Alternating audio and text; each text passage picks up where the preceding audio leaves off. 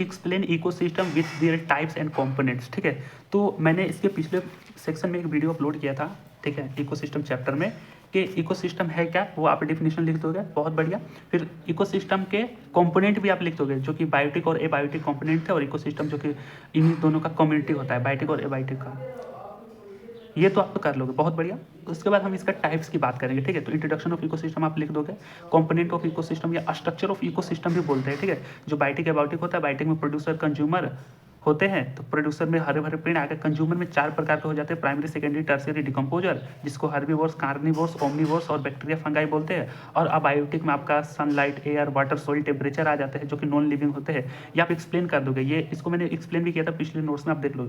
Main type हम बात करेंगे टाइप्स को इकोसिस्टम, ठीक है, ये इंपॉर्टेंट है। बाकी उस पिछले वाले वीडियो को आप रेफर करना उसको समझने के लिए। तो इकोसिस्टम की बात करें, इकोसिस्टम 2 टाइप के होते हैं, एक नेचुरल इकोसिस्टम, उसके बाद आर्टिफिशियल और मैनमेड इकोसिस्टम होता है। नेचुरल में 2 टाइप आते हैं, ठीक है। एक टेरेस्ट्रायल इकोसिस्टम जो कि लैंड बेस्ड होता है, भूमि पे होते हैं ये टेरेस्ट्रायल, ठीक है, स्पेलिंग ध्यान में रखना। उसके बाद एक्वाटिक इकोसिस्टम, बात करें टेरेस्ट्रायल इकोसिस्टम, तो जो लैंड पर होते हैं ना, ये 3 तरह के होते हैं, एक फॉरेस्ट इकोसिस्टम, ग्रासलैंड इकोसिस्टम और डिजर्ट इकोसिस्टम। बहुत बढ़िया। एक्वाटिक भी 2 तरीके के आते हैं, मराइन और फ्रेश वाटर में होते हैं। अब मराइन वाटर आप समझते हो ना, हाई साल्ट होते हैं उसमें, और फ्रेश वाटर में कम साल्ट होते हैं, मीठा पानी हो गया। फ्रेश वाटर में 2 होते हैं, बस ये ध्यान में रखना, लोटिक और लेंटिक। लोटिक में रिवर, स्ट्रीम और स्प्रिंग हो गया, लेंटिक में लेक, ठीक है, पॉन्ड और स्वैम्प, ठीक है, पॉन्ड और स्वैम्प। तो ये नाम जरूर ध्यान में रखना, ठीक है। 1-2 लेंटिक में लेक और पॉन्ड, या फिर स्वैम्प, या फिर लेक पॉन्ड भी लिख दो भी चल जाएगा, रिवर, स्ट्रीम या स्प्रिंग। तो ये फ्रेश वाटर में हो गए। तो ये हमें याद करने और एग्जाम में लिखनी है, उसके बाद थोड़ी थोड़ी इन सबका एक्सप्लेन कर देना है। बात करें नेचुरल इकोसिस्टम की, तो developed by naturally without human interference, ठीक है, बहुत बढ़िया, समझ में आ रहा है आपको। Natural ecosystem further classified into 2 types. कौन कौन से है? फॉर टेरेस्ट्रायल था, ध्यान से देखो, ये टेरेस्ट्रायल और एक्वाटिक था। तो टेरेस्ट्रायल की बात करें तो लैंड बेस्ड इकोसिस्टम होता है, यानी कि it is a land based ecosystem typically formed on the land, या फिर अर्थ में लिख सकते हो, typically formed on the earth.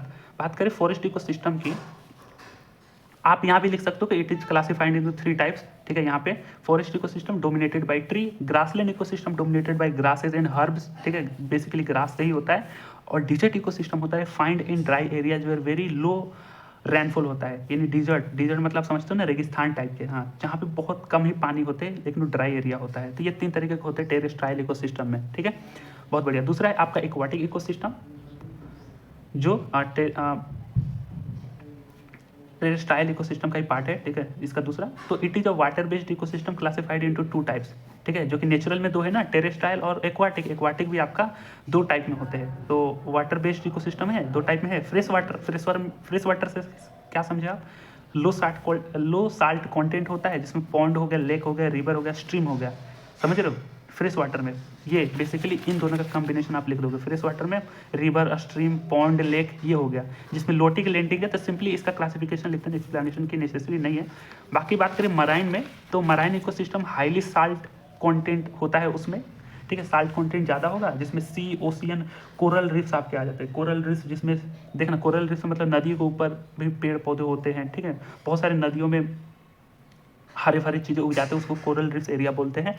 तो मराइन इकोसिस्टम ये हो गया। तो इस तरीके से हमने इकोसिस्टम की क्लासिफिकेशन देख लिए, ठीक है। हाँ, एक और छूट रहा है आपका आर्टिफिशियल, तो जो कि ecosystem created and maintained by human, तो एग्रीकल्चर फील्ड हो गया, ठीक है, गार्डन और पार्क्स हो गए जो हमने बनाए हैं, एक्वारियम्स हो गया, ठीक है, इनका नाम स्पेशली ध्यान में रखना, गार्डन, पार्क्स, एग्रीकल्चर फील्ड, एक्वारियम्स, ये आर्टिफिशियल इकोसिस्टम। तो इस तरीके से इसका तो आप कवर कर लोगे, इसका भी आप कवर कर लोगे, ठीक है। और ये चार्ट आप ध्यान में रखना, बेसिकली चार्ट नहीं है, ये हायरार्किकल टेबल है जिस तरीके से है, इसको ध्यान में रखना, ये सवाल हो जाएगा, बहुत सिंपल है, ठीक है। और इसके छोटे छोटे एक्सप्लेनेशन ध्यान में रखना। बहुत बढ़िया हो गया ना। Thanks for watching, we will meet in next one, bye bye.